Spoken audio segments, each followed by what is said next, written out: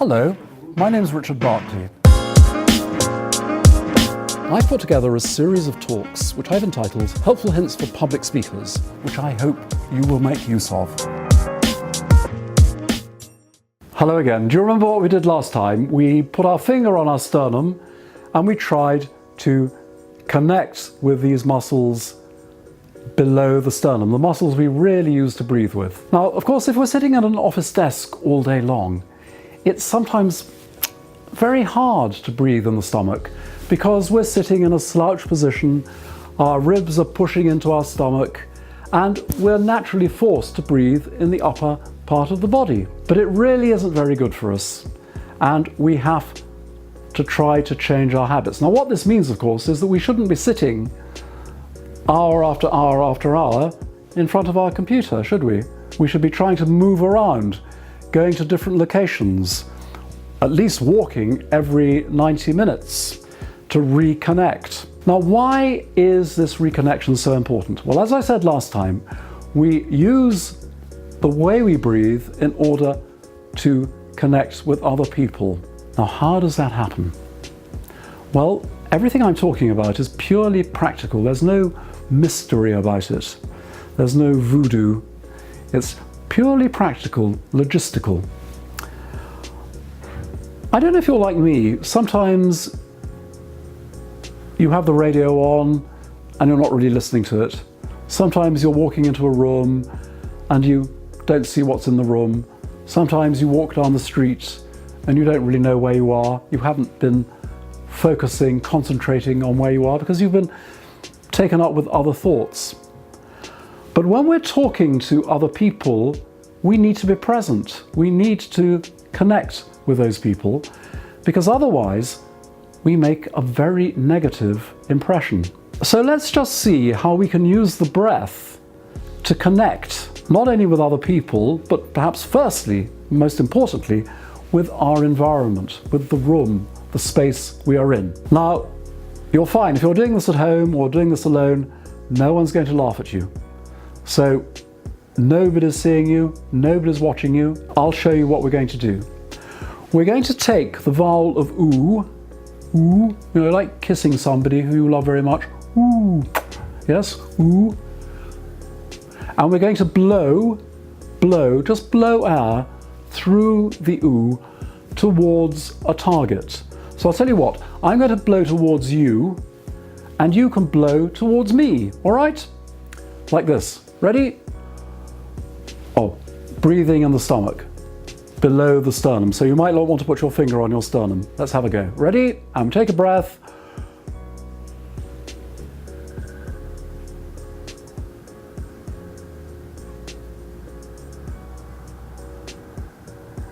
All right, just really gently.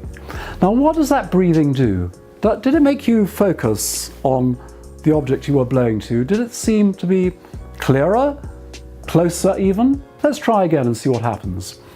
So we take a breath, below the sternum, knees loose. Of course, you must keep your knees loose if you can, or do your knees get tight? Mine do sometimes, but we need to undo them. And then we just blow. Watch. Let's do it together. Ready?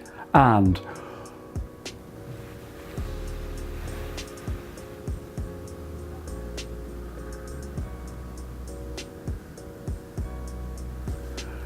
good. Now that helps you to connect with whatever the object was that you were blowing to. Now let's see if we can do it around the room. Just take some time blowing to objects around the room.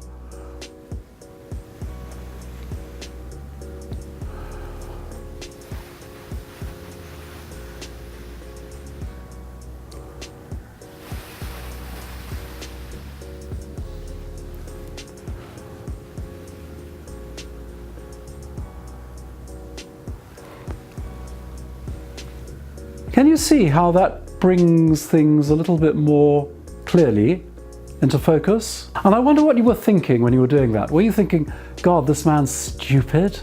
Why is he doing this? It's madness. Or were you thinking of nothing very much apart from the connection?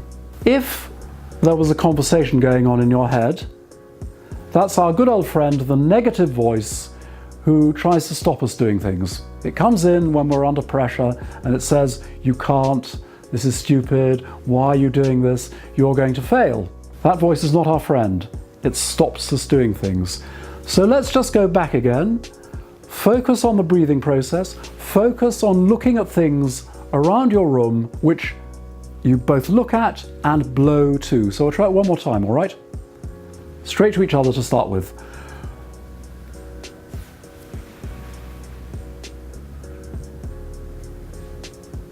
And now let's try other things.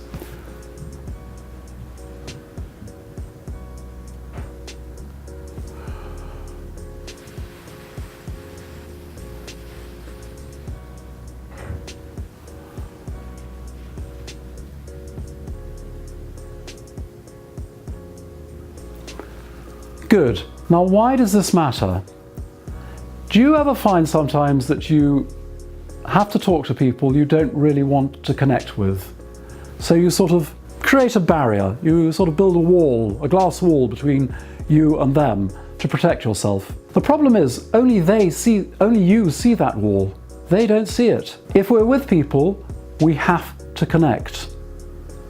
And using the breath, the channel along which words flow, we can break down that barrier between us and our audience. Now, obviously, you don't go up to people and go, I'm connecting with you. No, we have to internalize this feeling. And the way I feel it is it sort of comes out in my middle. So when I'm really nervous of meeting somebody or talking to an audience, I think as if the breath is coming out through my middle, not blowing here, but blowing somewhere down here, and I get that connection. Now that needs a bit of practice. You have to think about it. The first thing is to think about blowing.